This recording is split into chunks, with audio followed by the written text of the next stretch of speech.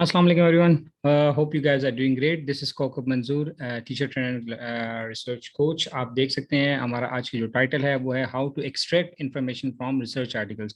Students से अक्सर ये क्वेश्चन होता है कि सर आर्टिकल्स तो पढ़ते हैं लेकिन उसमें से इन्फॉर्मेशन कैसे एक्सट्रैक्ट करें, जो काम की इन्फॉर्मेशन है वो कैसे निकालें। उसमें अक्सर मतलब 15 से 20 पेजेस का एक आर्टिकल होता है ऑन एवरेज। तो उसमें से अब सारा सारा पढ़ना और फिर कितने ही आर्टिकल्स हमें पढ़ने पड़ते हैं, फिर हमें ये कैसे याद रहे कि किस आर्टिकल में क्या इन्फॉर्मेशन है। या अक्सर आपको टीचर भी कह देते हैं जी आप एक फैक्ट शीट बना दें, वो आपको एक्सेल की एक शीट का एक फॉर्मेट बताते हैं कि जी ये चीज़ें हैं और इसको आपने बनाना है और आप इसको ऐसे लिटरेचर से इन्फॉर्मेशन लें, लेकिन एक्चुअली प्रैक्टिकली समझ नहीं आ रही होती कि क्या करें। तो आज हम इस वीडियो में ये देखेंगे कि आर्टिकल से कैसे इन्फॉर्मेशन एक्सट्रैक्ट करनी है और कौन सी इन्फॉर्मेशन आर्टिकल के किस हिस्से में पड़ी हुई होती है। ठीक है जी। तो आप अपने पास बेशक पेंसिल कॉपी पेन वगैरह रख लें, जो एक्स्ट्रा इन्फॉर्मेशन है आप उसको फिर अपने पास नोट डाउन करते रहिए। ठीक। तो सबसे पहले तो हमने करना है कि जी आपने बहुत सारे आर्टिकल जो हैं वो डाउनलोड कर लेने हैं। और कैसे आर्टिकल डाउनलोड करते हैं वो आप एक वीडियो मैंने बनाई थी, how to search and download research article. तो आप यूट्यूब पे जाएंगे और उसमें लिखें how to search and download article और साथ मेरा नाम लिख देंगे तो वो वीडियो आ जाएगी। ठीक है। वैसे डिस्क्रिप्शन में लिंक भी आपको उसका मिल जाएगा। और आप किसी और की वीडियो देखना चाहते हैं तो भी आप ऐसे ही लिखें कि searching and downloading research article from internet, तो वो आपके पास आ जाएंगे। मैंने पहले से आपका टाइम सेव करने के लिए कुछ आर्टिकल डाउनलोड करके रखे हैं और अभी हम उसको एक्सेल शीट में कन्वर्ट करेंगे। कैसे करेंगे आइए देखते हैं। अब ये देखें आपके सामने ये एक्सेल शीट आपको दिख रही है। इसको हम थोड़ा सा जूम कर लेते हैं ताकि आपको अच्छे से दिखाई दे। तो इसमें से ये कुछ कॉलम्स हमने बनाए हैं। सीरियल नंबर है, ईयर है, कि किस ईयर में आपका आर्टिकल, जो आर्टिकल पब्लिश हुआ है वो उसका ईयर क्या है, ऑथर का नेम क्या है। ठीक है। इसको हम स्पेल इसकी ठीक कर लें, ऑथर नेम क्या है। ठीक है। और इसको आप चाहें तो बड़ा कर लें। फिर टाइटल क्या है, ऑब्जेक्टिव्स क्या थे इस रिसर्च आर्टिकल के, वेरिएबल्स कौन कौन से यूज हुए हैं, और वो आईवी क्या है, डीवी क्या है। आप इसको चाहें तो अलग अलग कॉलम भी बना सकते हैं और अगर आपको थोड़े एक्सपर्ट हैं तो आप एक कॉलम में ही लिख लें। थ्योरी कौन सी यूज हुई है, ये अक्सर पूछा जाता है कि जी इस आप जो रिसर्च कर रहे हैं इसमें कौन सी थ्योरी आपने यूज की है। तो ये बड़ा इंपॉर्टेंट कॉलम होता है कि इसमें आप जो है लाजमी इधर थ्योरीज वगैरह ऐड करते चले जाएं, ताकि जब आप आर्टिकल लिखें तो या आप रिसर्च करें तो आप बताएंगे जी ये देखें फलां पेपर ने फलां थ्योरी यूज की थी इसी तरह के कॉन्सेप्ट पे, तो मैं भी उसको यूज कर रहा हूँ। और ये आपके पास एक जस्टिफिकेशन हो जाती है। सैम्पल साइज कितना लिया था, सैम्पलिंग टेक्निक कौन सी यूज की थी उस बंदे ने, पॉपुलेशन क्या थी, यानी कंस्ट्रक्शन इंडस्ट्री ली थी या पाकिस्तान पे स्टडी किया, इंडिया पे किया। ठीक है। या किसी मुल्क में ये कंपैरेटिव एनालिसिस किया और फिर उसमें कौन सी इंडस्ट्री को सिलेक्ट किया, कौन सा डेटा इस्तेमाल किया, प्राइमरी डेटा यूज किया, सेकेंडरी डेटा यूज किया। ठीक है। पैनल है, पूल है हमारे पास। इंस्ट्रूमेंट कौन से यूज किए, क्वेश्चनेयर यूज किया, इंटरव्यू था, अनस्ट्रक्चर्ड था, ऑब्जर्वेशन थी, किस तरह से डेटा कलेक्ट हुआ, कौन कौन सी स्टेटिस्टिकल टेक्निक्स लगाई हैं उसने। ठीक है।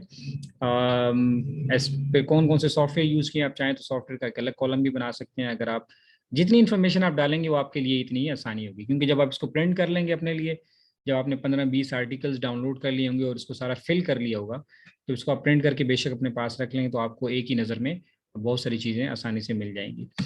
रिजल्ट्स क्या थे इस बंदे ने जो क्योंकि जब आप अपने रिसर्च आर्टिकल का या अपने रिसर्च थीसिस का जब कंक्लूजन लिख रहे होंगे या डिस्कशंस लिख रहे होंगे तो वहाँ पर आप ये कहेंगे जी देखिए फलां बंदे ने जो स्टडी की थी उसके जो रिजल्ट्स आए थे वो भी इस तरह से आए थे और ये मेरे रिजल्ट उसके साथ अलाइंड हैं, या अगर कॉन्ट्राडिक्टरी हैं तो क्यों हैं, वो आपके लिए हेल्पफुल हो जाएगा। कंक्लूजन उसने क्या निकाला था अपनी रिसर्च का, एक दो जुमलों में आप उसको लिख देंगे यहाँ पे। ठीक है। हाइपोथेसिस सपोर्ट हुए या नहीं, और फ्यूचर डायरेक्शन, यानी उसने कौन कौन से वेरिएबल सजेस्ट किए थे या कोई मेथडोलॉजी सजेस्ट की थी, यानी उसने अपनी रिसर्च का क्या बताया कि यार मेरी रिसर्च के जो मैंने की है तो उसके नतीजे में मैं इस पॉइंट पे पहुंचा हूँ कि ये वेरिएबल ऐड कर दें या इस तरह से स्टडी कर लें। तो ये भी बड़ा इंपॉर्टेंट कॉलम है आपको गैप आइडेंटिफाई करने के लिए। ठीक है। तो अक्सर ये टीचर कहते हैं ये आप गैप आइडेंटिफाई करें या अपना गैप बताएं, तो आप बताएंगे जी ये देखिए फलां पेपर का ये गैप मेंशन है। तो ये आपके पास एक ही शीट में 15-20-30-50 आर्टिकल जितने भी हैं, जब आप इसको फिल कर लेंगे, थोड़ा टाइम इस पर लगता है लेकिन ये है कि ये आपके लिए बहुत ज़्यादा हेल्पफुल हो जाता है। तो ये मैंने थोड़ा सा आपको पहले फैक्ट शीट एक्सप्लेन कर दी। ज़रूरी नहीं है कि आप ये कॉलम बनाएं, आप इनको चेंज भी कर सकते हैं, आपकी अपनी मर्जी है। इसमें कुछ ऐड कर सकते हैं, कुछ सब्ट्रैक्ट कर सकते हैं, लाइक यूनिट ऑफ एनालिसिस इसमें ऐड कर सकते हैं आप। ठीक है। किस तरह की रिसर्च है, क्वांटिटेटिव है, क्वालिटेटिव है, वो चाहें तो ऐड कर सकते हैं। ठीक है। तो वो आपकी अपनी उसके इस पर डिपेंड करता है। तो ये कोई हार्ड एंड फास्ट रूल नहीं है, लेकिन ये चंद मेजर चीज़ें हैं जो एटलीस्ट आपकी फैक्ट शीट में या लिटरेचर रिव्यू जब करने लगे तो ये आप जो बनाएंगे तो इसमें ये चीज़ें होनी चाहिए। अब हम देखते हैं कि ये इन्फॉर्मेशन हम लिटरेचर से एक्सट्रैक्ट कैसे करेंगे। ठीक है जी, तो फर्स्ट करें, ये पहला आर्टिकल है, हम इसको देखते हैं। हमारे पास ये आर्टिकल है जी, leaders authenticity and work place cynicism of selected manufacturing firms. ठीक है, तो ये देखें, सबसे पहले हमने इसको हाईलाइट किया, थोड़ा सा इसको हम बड़ा कर देते हैं।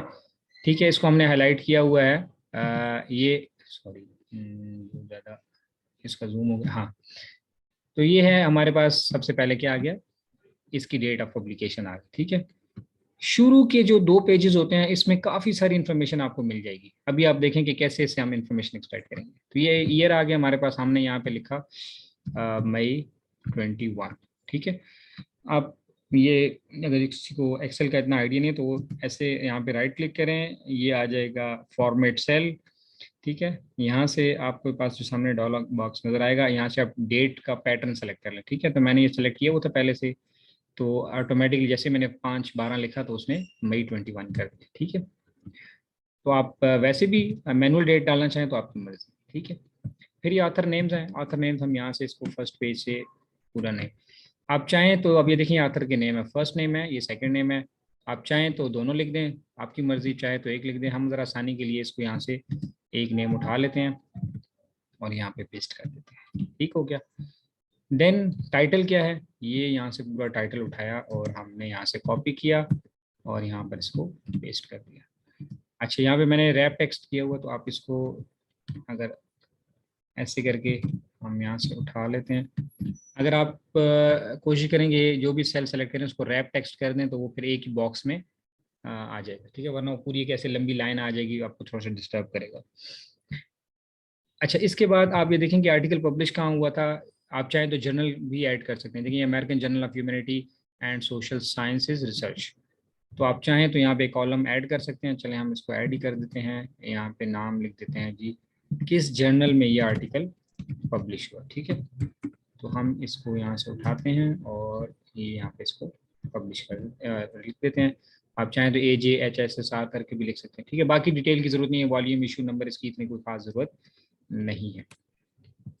Then comes the objectives. अब ऑब्जेक्टिव्स को हमें याद रखें, सबसे इम्पोर्टेंट जो और आसान काम है ना, आर्टिकल को अगर आपने पढ़ना है, आपने समझना है, तो और जल्दी थोड़े टाइम में आपने इसको समझना है, तो आप इसको ऐसे कर सकते हैं कि इसको आप ऐसे कर सकते हैं कि आप एब्स्ट्रैक्ट को पढ़िए। ठीक है, एब्स्ट्रैक्ट पढ़ेंगे तो आपको काफ़ी हद तक आइडिया हो जाएगा।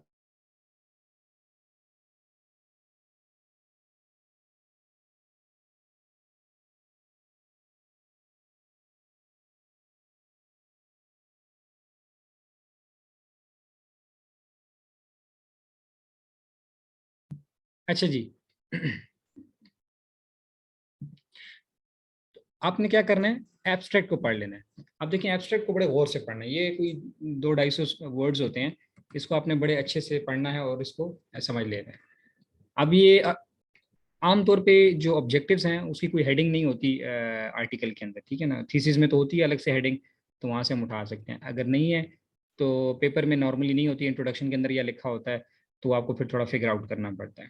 लेकिन आसान तरीके ये कि आप एब्स्ट्रैक्ट को पढ़ें। देखिए क्या लिखा है, this paper investigated the relationship between leader authenticity and work place cynicism in manufacturing. तो पहले लाइन में ही ये लिखा हुआ है, अक्सर दूसरी लाइन में, तीसरी लाइन में लिखा होता है, the purpose of the paper is this, या to find out, to examine, इस तरह से करके लिखा होगा। तो हमारा भी ऑब्जेक्टिव क्या हो जाएगा, हम कहेंगे to investigate the relationship between authenticity and work place cynicism. तो ये बेसिक इसका मेजर जो ऑब्जेक्टिव है वो हम यहाँ पे डाल देते हैं। ठीक है, इसको हम कर देंगे टू इन्वेस्टिगेट। तो इस पेपर का ऑब्जेक्टिव ये था कि ये चाह रहे हैं कि जी लीडर ऑथेंटिसिटी या ऑथेंटिक लीडरशिप का वर्क प्लेस सिनिसिज्म के साथ क्या रिलेशनशिप है और क्या या इसका इम्पैक्ट, ये मेजर ऑब्जेक्टिव हो गया। ठीक है, अब हम देखते हैं कि वेरिएबल्स क्या हैं, इस पर हम थोड़ी देर में आते हैं। हम पहले एब्स्ट्रैक्ट से इंफॉर्मेशन एक्सट्रैक्ट कर लेते हैं। वैसे तो टाइटल से ही हमें क्लियर है कि लीडर जो ऑथेंटिसिटी है, लीडर ऑथेंटिसिटी या ऑथेंटिक लीडरशिप, ये हमारा आईवी हो जाएगा। ठीक है, आप इसको चाहें तो यूं लिख लें और चाहें तो अलग कॉलम बना लें, ये हमारा आईवी हो गया। ठीक है, और ये हमारा हो जाएगा डीवी क्या हो जाएगा, वर्क प्लेस सिनिसिज्म। ठीक है, आप फिर कंप्लीट लिख लीजिएगा। अगर आपको ऐसे नहीं समझ आ रही, देखिए ये इसके टाइटल से पता लग रहा है, leader authenticity and work place cynicism. अगर आप फिर भी आपको समझ नहीं आ रही तो आप यहाँ पे आ जाएं, ये देखिए मॉडल पे। तो देखिए ये हमारा आईवी है, लीडर ऑथेंटिसिटी, और ये हमारा डीवी है। तो मॉडल से चीज़ें बड़ी अच्छे से क्लियर हो जाती हैं। ठीक है, तो आपको आईवी डीवी मॉडरेटर मीडिएटर यहीं से पता चल जाएंगे। बाज़ औक़ात लिखा होता है, बाज़ औक़ात नहीं भी लिखा होता। अब हम आगे चलते हैं, थ्योरी कौन से यूज है। अब थ्योरी को पढ़ने के लिए या तो इधर ही आर्टिकल एब्स्ट्रैक्ट में ही दिया होता है कि जी यहाँ पे थ्योरी इसने दी होगी कि जी हमने फलां थ्योरी इस्तेमाल की है। अगर आपको मुश्किल लग रहा है तो आप इसका आसान तरीका ये है कि आपने यहाँ पे लिखना है थ्योरी। ठीक है, सर्च में इधर ऊपर आ जाएंगे, थ्योरी लिखें और इसको क्लिक कर दें। तो ये देखें इसने डायरेक्ट ही बता दिया। ये लिटरेचर रिव्यू में पहली लाइन में लिखा है, the base line theory of this research is effective events theory. ठीक है, तो हमने इसको यहाँ से उठाया और यहाँ पे लिख दिया जी थ्योरी कौन सी लगी हुई है, इफेक्टिव इवेंट थ्योरी। तो अब अगर हमने इसी लाइंस के ऊपर काम करना है तो हमें ये समझ आ गई ये थ्योरी, हम इसको पढ़ के समझ लेंगे कि ये क्या है। और ये क्योंकि हमें ये पता लग गया कि ये थ्योरी इस रिलेशनशिप में इस्तेमाल हो सकती है कि लीडर, अथेंटिक लीडर जो हो और वो वर्क प्लेस सिनिसिज्म का हमने अगर उस पर इम्पैक्ट देखना है, इसी तरह के मिलते जुलते वेरिएबल्स हैं, तो हम इस थ्योरी को यूज़ कर लेंगे। फिर आप इसको पढ़ लेंगे कि ये थ्योरी क्या है। अच्छा, बाज़ औक़ात ऐसे होता है कि थ्योरी का डायरेक्ट नाम नहीं लिखा होता। ठीक है, तो फिर हमने क्या करना है, फिर आपने देखना है कि थ्योरेटिकल फाउंडेशन के नाम से कोई हेडिंग है तो ठीक है। अगर हेडिंग भी नहीं है तो फिर हम लेट सपोज हम यहाँ पे देखते हैं, अगर हम यहाँ लिखें थ्योरी तो हमें थ्योरी से नहीं मिल रहा। ठीक है ना, ये देखिए ये थ्योरी एक आ रहा है, एक ये आ रहा है, ये आर्टिकल्स में रेफरेंसेस में आ रहे हैं, लेकिन हमें नहीं पता लग रहा। ठीक है, तो हम ये क्या कर रहे हैं, हमने इसको फिर थोड़ा सा पढ़ना है। ठीक है, अब ये देखें थ्योरेटिकल बैकग्राउंड के नाम से एक हेडिंग है। ठीक है, मैंने एक दूसरा एक पेपर खोला है, तो इसमें क्या लिखा हुआ है, two main theories namely natural resource based view. अब देखें यहाँ थ्योरी का वर्ड नहीं है, तो आप थ्योरी लिखेंगे तो आपको शायद ना मिले। तो थोड़ा सा हमने हेडिंग देख लेनी है, theoretical foundation, theoretical framework, theoretical background, theories, या इस तरह से करके आप वर्ड सर्च करेंगे तो आपको डायरेक्टली मिल जाएगा आसानी से, बजाय इसके कि आप पूरा पेपर पढ़ें। तो आपको पता लग जाएगा कि थ्योरी कहाँ लिखी है। तो अब ये देखिए इसने बताया कि हमने दो थ्योरीज लगाई हैं, एक ये थ्योरी है और एक है इंटेलेक्चुअल बेस्ड व्यू। तो अब देखें इन दोनों में थ्योरी का वर्ड नहीं है, तो इसलिए हमें यहाँ पे ये नहीं दे रहा था। तो हमने क्या किया, हमने थ्योरेटिकल लिखकर ढूंढ लिया या थ्योरेटिकल बैकग्राउंड लिखकर ढूंढ लिया। और अगर नहीं भी हो तो आपको ये लिटरेचर रिव्यू में बहरहाल ज़रूर मिल जाएगी। ठीक है, वापस अपने पेपर पे आते हैं जिस पे हम काम करते हैं। अब हम देखते हैं कि सैम्पल साइज क्या है। ठीक है, तो हम अपने उसी पेपर पे आते हैं और हम जाते हैं वापस एब्स्ट्रैक्ट पे। एब्स्ट्रैक्ट के अंदर ही आपको मैंने कहा इन्फॉर्मेशन मिल जाएगी। अब ये देखें ये लिखा हुआ है, the total 77 copies of questionnaire were distributed, but 72 were retrieved while 5 were not there। तो हमारा सैंपल साइज है क्या है, 77। आप लिख देंगे जी 77, आप चाहें तो 72 भी लिख दें, कोई फर्क नहीं पड़ता। ठीक है, हम यहाँ पे सिर्फ अपना डेटा इकट्ठा कर रहे हैं कि जी इसने कितने लोगों से इंफॉर्मेशन ली। ठीक है, फिर इस तरह सैम्पलिंग टेक्निक अगर देखनी है तो वो नीचे मेथोडोलॉजी में सारी लिखी हुई होगी, यहाँ से भी आपको मिल जाएगी। अब हम आगे देखते हैं क्या है, टेबल परसेंटेजेस। ये देखें सारा अगली कहानी जो है, टेबल है, परसेंटेजेस हैं, स्पीयरमैन रैंक को रिलेशन है, और कोफिशिएंट और SPSS इसने यूज़ किया है 23 वर्जन। तो ये सारी इन्फॉर्मेशन हमें इधर एब्स्ट्रैक्ट से ही मिल गई है। हम यहाँ पे उठा लेंगे इंस्ट्रूमेंट, सॉरी यहाँ पे ये जो स्टेटिस्टिकल, सॉरी क्या आ गया, स्टेटिस्टिकल टेक्निक्स, ये वाला कॉलम। ठीक है, तो ये हम यहाँ पे इसको पेस्ट कर देंगे, इसने क्या क्या यूज़ किया है। ठीक है, इसको हम पेस्ट कर देते हैं। और चाहें तो आप सॉफ्टवेयर का अलग से कॉलम बना लें, नहीं तो आप इसी कॉलम में लिख सकते हैं। ठीक है, बल्कि हम इसको ऐसे ही करते हैं SPSS। ठीक हो गया, तो ये अब हम इसको यहाँ से ज़रा बड़ा कर लेते हैं ताकि टेबल्स हैं, परसेंटेज हैं, स्पीयरमैन रैंक कोरिलेशन कोफिशिएंट इसने यूज़ किया और SPSS सॉफ्टवेयर यूज़ किया। ठीक है, अब बाकी की इंफॉर्मेशन यहाँ से हमें और क्या मिल सकती है, ये कह रहा है कि study revealed that one of the major cause of workplace cynicism is when the leader begin to circumvent the standard practices in dishonour. ये सारा लिखा हुआ है। ठीक है, अभी हमें फाइंडिंग इसकी मिल गई है, रिजल्ट्स इसके मिल गए हैं। ठीक है, तो आप फाइंडिंग्स अगर आप कॉलम बनाते हैं तो ये हमें बता दिया कि जी इस रिजल्ट का, इस स्टडी की ये फाइंडिंग है कि इस पे हमें पता चला कि हाँ जी वर्क प्लेस सिनिसिज्म जो है वो इन वजूहत की वजह से होता है। तो आप यहाँ से उठा के इसको यहाँ पेस्ट कर सकते हैं। और रिजल्ट्स में, या चाहें तो आप फाइंडिंग का अलग कॉलम बना के उसमें पेस्ट कर सकते हैं। ठीक है, चलिए हम इसको फिलहाल यहाँ पे छोड़ते हैं। रिजल्ट्स में हम आपको नंबर्स भी लगाता हूँ ताकि आपको आइडिया हो जाए। इसी तरह देखें, एक है the study concluded that workplace cynicism leads to boredom and frustration because the perception of employees old age is this and this the study therefore recommend. अच्छा, यहाँ पे देखिए पूरा कंक्लूजन आपको यहाँ से मिल गया। ठीक है, तो आप देखिए अगर एब्स्ट्रैक्ट आप बोर्ड से पढ़े ना तो आपको conclusion, finding, techniques, sample size, sampling technique, most of the population, ये सब कुछ आपको यहाँ से मिल जाएगी। ठीक है, पॉपुलेशन की क्या थी ये देखें, manufacturing firms of river state. ठीक है, ये कौन से मुल्क में है, ये यहाँ पे लिखा होगा। अच्छा, मैं ये है जनाब, 1/3 ऑफ दिस पर्सनल मैनेजर। अच्छा, ये पूरी स्टेट ली है, सॉरी। ठीक है, ये आगे manufacturing firms of river state, यहाँ से हम उठाएंगे। देखें constituted the population of study, तो यहाँ पे हमारे पास पॉपुलेशन के खाने में हम इसको यहाँ पे लिखते हैं। ठीक है, मजीद हमें थोड़ा अगर और डिटेल में नीचे पोर्शन में जो हमारे पास ज़्यादा इन्फॉर्मेशन आएगी वो आ जाएगी हमारे पास मेथडोलॉजीज। अगर आपको एब्स्ट्रैक्ट से सारा कुछ नहीं मिल रहा तो आप नीचे आ जाएंगे मेथडोलॉजी में। ठीक है, ये अब ये देखें इसने वही लिखा हुआ 77 हमने वो दिए थे। आप यूनिट ऑफ एनालिसिस का कॉलम बनाते हैं तो आप लिख देंगे जी manager and head of department से डेटा लिया गया, इन्होंने कहाँ से लिया। ठीक है, आप देखें census math sampling method was adapted. ठीक है, जो भी मेथड अडेप्ट किया गया वो ये वाला दिया, क्योंकि छोटा सा सैंपल साइज था तो इन्होंने सैम्पलिंग टेक्निक कौन सी यूज़ की, सेंसस सैम्पलिंग यूज़ कर ली। ठीक है, टाइप्स ऑफ डेटा क्या है, प्राइमरी डेटा है क्योंकि क्वेश्चनर के जरिए डेटा कलेक्ट हुआ हुआ। ठीक है, और यहाँ पे आ गया और क्या हमें चाहिए, इंस्ट्रूमेंट, यहाँ पे क्वेश्चनर लिखा होगा।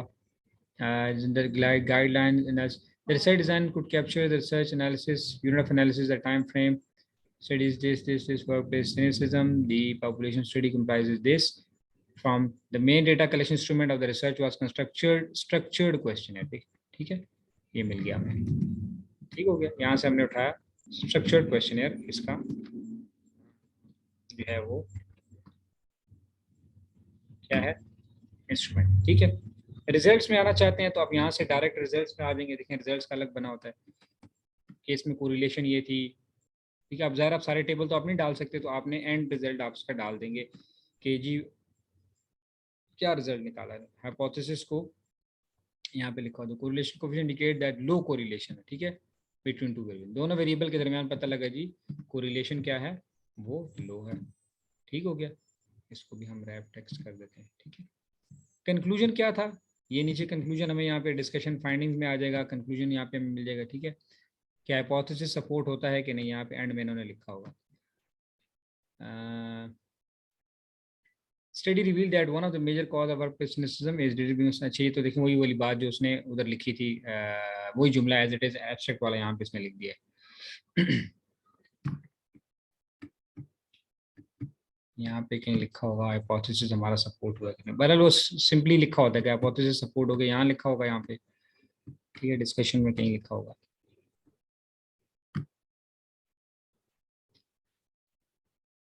ये देखें, the null hypothesis earlier stated here by accepted. तो नल हाइपोथेसिस एक्सेप्ट हो गया, इसका मतलब कि हमारा H0 जो है, H1 जो है वो mean there is no relationship between leader authenticity and behavioural cynicism. तो हम ये कहेंगे कि चूंकि देखेंगे रिजल्ट भी लो कोरिलेशन आई थी तो हम कहेंगे कि हाइपोथेसिस नॉट सपोर्टेड। ठीक है, या लिख देंगे जी रिजल्ट जो है वो नहीं। अब फ्यूचर डायरेक्शन ने क्या दिए हैं वो यहाँ से आपको उठा सकते हैं। ये देखें रिकमेंडेशन में इसने दिया हुआ है कि leader should do this do this. इसने कोई खास वो नहीं बताया कि यार स्टडी के अंदर हम ये वेरिएबल लगा सकते हैं, तो आप इसमें से चाहें तो ये एक आध कॉपी करके यहाँ पेस्ट भी कर सकते हैं कि लीडर को ये करना चाहिए, ये करना चाहिए, ये करना चाहिए। ठीक है, इसमें इसने कोई ये नहीं बताया कौन सा वेरिएबल लिया जा सकता है, कोई मीडिएटर लिया जा सकता है, नहीं लिया जा सकता है। ठीक है, बाज़ औक़ात बता देते हैं, बाज़ औक़ात नहीं। तो ये हमारा एक, अब इसी तरह हम एक और एंट्री कर लेते हैं ताकि आपको थोड़ी सी आसानी हो जाए कि कैसे हो जाएगा एक्सेल शीट कैसे बनती है। ठीक है, तो अब ये देखिए हमारे पास एक एंट्री होगी। अब हम दूसरी एंट्री करते हैं। अब ये देखें इसमें क्या है, ये आ गया जी हमारे पास, ये जनरल का नाम है। ठीक है, ये टेलर एंड फ्रांसिस में आया है, तो एक रेप्यूटेबल वो है। ठीक है, डेटाबेस है। ये आ गई हमारी पब्लिश डेट 25 अप्रैल 2018। तो हम इसको यहाँ पे लिख देते हैं अप्रैल 18। ठीक है, और इसके ऑथर्स के क्या नाम हैं, ऑथर्स के नाम हम यहाँ से लिख लेंगे। ये देखिए, मैंने कहा था आप सारे लिखना चाहें सारे लिख दें, कोई एक लिखना चाहें जो आपको आसानी है। हम प्रिंसिपल ऑथर का नाम लिख देते हैं, ठीक है।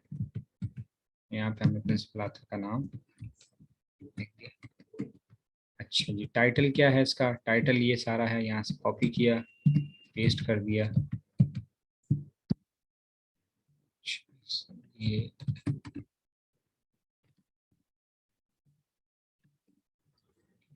इसको यहाँ से उठाते हैं। बहरहाल इस तरह से आपने इसको बनाना है, ठीक है। जर्नल का नाम क्या था, जर्नल का नाम यहाँ पे लिखा हुआ है, ठीक है। इकोनॉमिक रिसर्च, और बाकी ये इकोनॉमी का पता नहीं क्या कैसे प्रोनाउंस करेंगे इसको, ये हमने बहरहाल यहाँ पे लिख दिया, ठीक है। ऑब्जेक्टिव्स क्या है, अगेन आप ऑब्जेक्टिव्स के लिए कहाँ पे जाएंगे, एब्स्ट्रैक्ट में जाएंगे। एब्स्ट्रैक्ट हमें बता देगा कि क्या है ऑब्जेक्टिव्स, ठीक है। इसको हम थोड़ा सा बोल्ड कर, सो रिसेंटली एडवांसिंग प्रोजेक्ट आ गया जी, यहाँ पे आ गया। ये देखें, the purpose of this study is to test the model linking between authentic leadership with employee cynicism tolerance at workplace similarity and at group level. ये पूरा का पूरा हमारा ऑब्जेक्टिव आ गया, ठीक है। तो हम यहाँ पे लिखेंगे टू टेस्ट दिस, ठीक है। यहाँ से कॉपी किया, अब हमें पता लगे कि ये क्या करना चाह रहा है, ठीक है।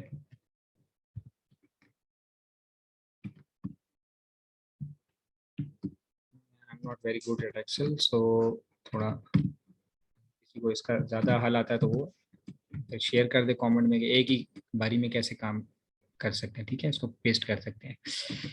ओके, नेक्स्ट हमारे पास क्या है जी, वेरिएबल्स हैं। वेरिएबल हमारे पास क्या है, मैंने आपको बताया था कि आपको यहीं से पता लग जाते हैं कि देखें, डज साइकोलॉजिकल कैपिटल मॉडरेट, तो हमें ये पता लगा ये तो हो गया moderating variable. The relationship between authentic leadership and negative outcomes, तो ये हमारे आईवी और डीवी हो गए। लेकिन अगर आपको यहाँ से समझ नहीं आ रही तो आसान तरीका ये होता है कि आप नीचे आएँ सीधे मॉडल के ऊपर, ठीक है। और ये देखिए हमारे पास ये मॉडल है, ये हमारा आ गया जी ऑथेंटिक लीडरशिप, ये आईवी है, हमेशा लेफ्ट साइड पे आईवी होता है, ठीक है। और ये हमारे 3 डीवी हैं, ठीक है। और ये हमारा आ गया मॉडरेटर। तो बस आप यहाँ से एक एक का नाम उठाएं, ठीक है। हम इसको कर लेते हैं, यहाँ पे हमारा, मैंने आपसे कहा था कि आप चाहें तो अलग भी बना सकते हैं, ठीक है। आईवी क्या हो जाएगा जी, हम इसको शॉर्ट लिख देते हैं, ऑथेंटिक लीडरशिप है। डीवी हमारा क्या है, डीवी है हमारा employee cynicism tolerance for, employee cynicism है। और क्या है, टॉलरेंस वर्क प्लेस, ठीक है।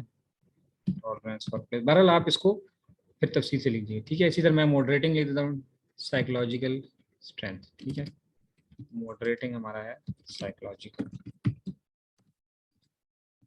कैपिटल। अब इसने थ्योरी कौन सी लगाई थी, अगेन आसान तरीका है, हम क्या करेंगे, यहाँ पे लिखेंगे थ्योरी, और अगर थ्योरी से डायरेक्ट ही हमें पता लग जाए तो आसानी से मिल जाएगा। देखिए ये थ्योरी है बेस्ड ऑन सोशल कॉन्टेजियन थ्योरी, ठीक है। ये हमें पता लगे कि इसने ये थ्योरी लगा, बहरहाल फिर भी हम इसको मजीद चेक कर लेते हैं, और तो कोई थ्योरी नहीं लगाई हुई। तो इम्प्लीकेशन ऑफ थ्योरी डिस्कस, ठीक है, थ्योरी एंड हाइपोथेसिस, बस यही है, ठीक है। This the present study is grounded on social contagion theory, ठीक है। यानी कि ये स्टडी जो है वो इस थ्योरी पे बेस करती है। तो हमने यहाँ से इसको उठाया सोशल कंटेजन थ्योरी, और हमने इसको इधर पेस्ट कर दिया, सिंपल, ठीक हो गया। सैम्पल साइज के लिए मैंने आपसे कहा था हम दोबारा क्या करते हैं, हम जाते हैं एब्स्ट्रैक्ट पे, तो यहीं पे हमें मिल जाएगा सैंपल। ये देखें, सैंपल ऑफ 33 एम्प्लॉयज़, ठीक है। 33 एम्प्लॉयज़ हैं, यहाँ पे हमने लिख दिया जी 33 एम्प्लॉयज़ हो गए। सैम्पलिंग टेक्निक और पॉपुलेशन क्या है, hospitality industry of Arab middle eastern context, ठीक है। तो ये देखें पूरी पॉपुलेशन आपको उसमें बता दी कि एक तो इसने इंडस्ट्री कौन सी ली है, ठीक है, इंडस्ट्री हॉस्पिटैलिटी ली है, और किस मुल्क के लिए, अरब मिडल ईस्टर्न कंट्रीज लिए हैं, ठीक है। What else is left, sampling technique, अच्छा वो नीचे चलेंगे। अच्छा देखिए, finding indicated that authentic leadership was significantly related to aforementioned variables. तो इसका मतलब है कि रिलेशनशिप इसमें प्रूव हो गया, ठीक है। तो आप ये फाइंडिंग्स में या रिजल्ट्स में यहाँ पे डाल सकते हैं, हमें यहीं से मिल गया, इसको हमने यहाँ पे लिख दिया, ठीक है। ये हमारा हो गया हॉस्पिटैलिटी इंडस्ट्री, सॉरी कॉपी करते हैं और इसको हमने पेस्ट कर दिया, ठीक है। कि जी रिलेशनशिप जो है वो क्या हुआ, वो इस्टेब्लिश हो गया कि इन वेरिएबल के दरमियान रिलेशनशिप इस्टेब्लिश हो गया। क्या था? Team psychological capital moderated the relationship between moderator, यानी सारे हाइपोथेसिस इनके एक्सेप्टेड हो गए, तो हम लिख देंगे हाइपोथेसिस एक्सेप्टेड। और नीचे कंक्लूजन में भी हम जाके एक बार चेक कर लेंगे कि ऐसा है कि नहीं है, ठीक है ना। देखेंगे लिखा है variable and team psychological capital moderated the relationship between this, तो मॉडरेशन तो एक्सेप्ट हो गई, ठीक है। What else we can get from, अब हम नीचे चले जाते हैं कहाँ पे, ये मैं सैम्पल क्यों, अच्छा हम नीचे आ जाते हैं इसमें मेथोडोलॉजी में, तो हमारे पास आ जाएंगी बाकी डिटेल्स।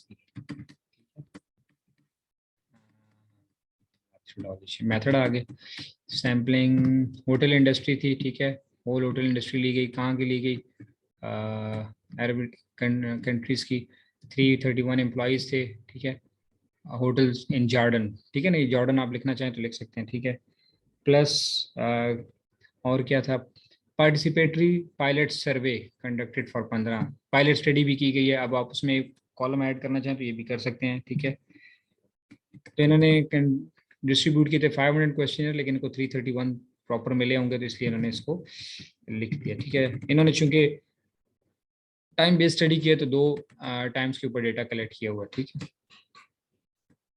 मेजरमेंट के लिए हाँ, ये भी एक अच्छा पॉइंट है जो मिस हो गया था, कि कौन सा क्वेश्चन यार कहाँ से उठाया है, ठीक है। तो देखें ऑथेंटिक लीडरशिप का क्वेश्चन इसने यहाँ से उठाया, तो ये आप बेशक अलग से भी एक कॉलम बना सकते हैं कि कल को अगर आपने ऑथेंटिक लीडरशिप पे काम करना है तो, और आपको ये आइटम्स लेने हैं, तो आप ये कह देंगे जी ये 14 आइटम्स जो हैं, 14 आइटम्स, ये नीदर एंड शेम जो है 2011 ये यूज़ हुए हैं, और ये फलाम बंदे ने भी यूज़ किए थे और मैं भी ये यूज़ कर रहा हूँ, ठीक है। इसने एक आध स्टेटमेंट भी इसकी दी हुई है। तो ये देखिए मेजरमेंट के अंदर ये सारे चीज़ें आ गई, साइकोलॉजिकल कैपिटल का भी इसने बता दिया कि क्वेश्चनर कहाँ से उठाया, ठीक है, और एम्प्लॉय सिनिसिज्म का भी इसने बता दिया कि क्वेश्चनर इसने कहाँ से उठाया, ठीक है। तो और इसी तरह ये चौथा वेरिएबल जो है टॉलरेंस एंड वर्क प्लेस इनसिविलिटी, इसका भी इसने बताया कि 4 आइटम्स हमने इन लोगों से लिए हैं, ठीक है। और ये नीचे उसका उसने बता दिया कि क्या क्या स्केल लिया था। नथिंग का मतलब है 1 रिप्रेजेंट नथिंग, और 5 represent there would be a serious consequences, ठीक है। And semi job search behaviour, ये सारे वेरिएबल्स का इसने बता दिया। और इंस्ट्रूमेंट इसका क्या था, क्वेश्चनेयर था, ठीक है। तो हम यहाँ पे इंस्ट्रूमेंट डेटा हो गया प्राइमरी, और इंस्ट्रूमेंट हो गया क्वेश्चनेयर, ठीक है। स्टेटिस्टिकल टेक्निक इसने यहाँ पे मेंशन नहीं की, प्रोसीजर डेटा कलेक्शन यहाँ हो, तभी selected the various permission was requested to manager, इसने यहाँ पे नहीं लिखा हुआ, ठीक है। मुझे यूजुअली लिखा होता है, शायद कहीं लिखा होगा there are insured convenience, sorry ये लिखा हो, ठीक है, कन्वीनियंस सैम्पलिंग टेक्निक, ये यहाँ पे लिखा हुआ है, ये आपको यहीं से ही मिल जाएगा सारा कुछ। एंड देन कम सी हम इसके आ जाते हैं फ्यूचर डायरेक्शन, तो रिजल्ट्स हमने पहले ही देख लिए थे कि वो हाइपोथेसिस सपोर्ट हो गए हैं, तो काफ़ी हैं। अच्छा एक चीज़ ने कि क्या किया इसने, एसपीएसएस यूज़ किया है, एमओस यूज़ किया है, तो मैंने कहा था अगर आप अलग कॉलम बनाना चाहते हैं तो ये आप कॉलम बना के लिख सकते हैं। और इसके अलावा इसने फैक्टर देखें, ये CFA परफॉर्म किया है, CR क्रॉनबैक अल्फा, ठीक है ना, फैक्टर लोडिंग चेक किया, AVE चेक किया है, ये सारी स्टेटिस्टिकल टेक्निक इसने चेक की। मोस्टली हमारे जो मैनेजमेंट साइंसेज के अंदर ये सारी चीज़ें होती हैं आमतौर पे। क्या क्या होता है बेशक आप लिख लें, क्रॉनबैक अल्फा चेक करते हैं हम, ठीक है, CFA चेक कर रहे होते हैं, कन्फर्मेटरी फैक्टर एनालिसिस देख रहे होते हैं, AVE देख रहे होते हैं, एवरेज वेरिएंस एक्सट्रैक्टेड की वैल्यू देख रहे होते हैं, ठीक है, कोरिलेशन देख रहे होते हैं, रिग्रेशन देख रहे होते हैं, ठीक है, एनोवा देख रहे होते हैं, और इसी तरह ये चंद चीज़ें और भी कोई ध्यान में नहीं आ रही, पी वैल्यू है, अच्छा इसने इंट्रा क्लास कोरिलेशन एनालिसिस किया हुआ है, ठीक है। ये चंद एक चीज़ें तो कॉमन आपको हर जगह मिलेंगी, एफ वैल्यू है, एनोवा है, ये आमतौर पे तकरीबन हर एक उसमें आपको मिल जाएगी, ठीक है, कि ये चीज़ें ऑलमोस्ट मैंडेटरी ही होती हैं। फिर हम कुछ जगहों पे आपको और मिलेगा, HTMT क्राइटेरिया के जरिए हम convergent and discriminant validity establish कर रहे होते हैं, वो भी देख लेते हैं, ठीक है। And here comes the practical applications and future direction, ये देखें फ्यूचर डायरेक्शन में इसने क्या दिया हुआ है, future research should focus on experimental studies, ठीक है। ये कह रहा है कि जी मैंने तो ये किया है, सर्वे किया है, आप एक्सपेरिमेंटल स्टडी करें, ठीक है, इसने ये सजेस्ट किया। और क्या सजेस्ट किया है, establish causal relationship between this and negative behaviour, establish generalisability हो जाएगी। और क्या, future research should also look in the effect the authentic leadership on the other negative behaviours such as work place. अब ये देखें ये सारा गैप है, वो कह रहा है कि जी आप वर्क प्लेस बुलिंग पे काम कर सकते हैं, स्ट्रेस पे काम कर सकते हैं, डिमेंड। अब ये हमारे बड़े ही इंपॉर्टेंट स्टेटमेंट इसने दिए है, हम इसको यहाँ पे लिख देते हैं, ठीक है। तो ये हमारे क्या हैं, वेरिएबल्स हैं। ये एक्सपेरिमेंटल स्टडी करें, ठीक है। और यहाँ पे बेशक आप अपने लिख लें, गैप लिख लें या न्यू वेरिएबल्स लिख लें, ठीक है ना, न्यू वेरिएबल्स जो मैं ऐड कर सकूँ। बहरहाल अब ये तो पुराना थोड़ा आर्टिकल है, लेकिन वैसे कह रहा हूँ कि जो भी आप आर्टिकल देखेंगे तो उसमें अक्सर इस तरह से दिया होगा। तो न्यू वेरिएबल्स आप कौन कौन से ऐड कर सकते हैं, इसने लिख दिया कि जी ये वेरिएबल आप ऐड। तो अब आपने जब मॉडल बनाना है, फॉर एग्जांपल अगर आपने यही मॉडल उठाना है तो आप कहेंगे जी मैं इसमें वर्क प्लेस बुलिंग डाल रहा हूँ, क्यों, बेस पेपर मेरा ये पेपर है। कौन सा पेपर है, ये हमारे पास सारी इसकी डिटेल आ गई कि ये मुगीरी है, 2018 का पेपर था, वगैरह वगैरह। लेकिन चूंकि ये थोड़ा पुराना पेपर है तो आपको फिर ये चेक करना पड़ेगा कि ऐसा जो है वो हुआ है या नहीं, ठीक है ना। ये मॉडल फिर किसी ने लिया है कि नहीं, 2019 में हो सकता है किसी ने लिया। अच्छा यहाँ पे हमने कन्वीनियंस सैम्पलिंग क्यों नहीं लिखी, कन्वीनियंस। इस तरह से करके आपने शीट मुकम्मल करनी है, ठीक है। फिर दूसरा आर्टिकल, फिर तीसरा, फिर नेक्स्ट आप देखेंगे, सॉरी, ठीक है, नेक्स्ट आर्टिकल आप देखेंगे, उससे अगला आर्टिकल देखेंगे, यूं करते करते आप जितने भी 15-20 आर्टिकल्स जो हैं वो देखेंगे तो ये आपके पास पूरी शीट यूं तैयार हो जाएगी, ठीक है। तो इस तरह से आपने ये शीट तैयार करनी है। बहरहाल आपको अगर कुछ कॉन्सेप्ट समझ नहीं आ रहे, क्वालिटेटिव क्वांटिटेटिव समझ नहीं आ रहा, या आपको ये नहीं समझ आ रहा कि इंडक्टिव है डिडक्टिव क्या होता है, सैम्पलिंग टेक्निक, कन्वीनियंस तो लिखा है लेकिन ये होती क्या है, ठीक है। तो आप चाहें तो इस चैनल पे जा सकते हैं, इसमें मेरी बहुत सारी वीडियोज हैं। यूट्यूब में आपको कब मंजूर लिखेंगे तो ये चैनल ऐसे ओपन हो जाएगा। इसमें आपको तकरीबन 400 के करीब वीडियोज़ हैं। आप देखिए वैलिडिटी की क्या किस्में हैं, मैं जैसे मैंने वर्ड यूज़ किया था कन्वर्जेंट वैलिडिटी, ठीक है ना, डिस्क्रिमिनेंट वैलिडिटी, तो ये क्या होता है इसमें सारा एक्सप्लेन किया हुआ है। सैम्पलिंग टेक्निक्स एक्सप्लेन किया है, नॉमिनल और ऑर्डिनल इंटरवल रेशियो स्केल्स क्या होते हैं, वगैरह वगैरह, रिलायबिलिटी क्या होती है, वैलिडिटी में क्या फ़र्क है, कितनी किस्में होती हैं, ठीक है। इस तरह बहुत सारी वीडियोज़ हैं। और अगर आप चाहें तो सर्च में यहाँ पर अपने जो भी वीडियो का टाइटल वगैरह डाल के साथ में कोकब मंजूर लिखेंगे तो आपको मेरी और भी वीडियोस आ जाएंगी, आप चाहें तो वहाँ से भी उसको देख सकते हैं, ठीक है। सो आई होप कि आपको काफ़ी सारी चीज़ें आइडिया होगी कि आप कैसे फैक्ट शीट बनाते हैं। फिर भी किसी को कोई कन्फ्यूजन क्वेश्चन हो तो आप मुझसे पूछ सकते हैं। Thank you very much, stay blessed और खुश रहें इंशाल्लाह। नेक्स्ट फिर किसी वीडियो में आपसे मुलाकात होगी।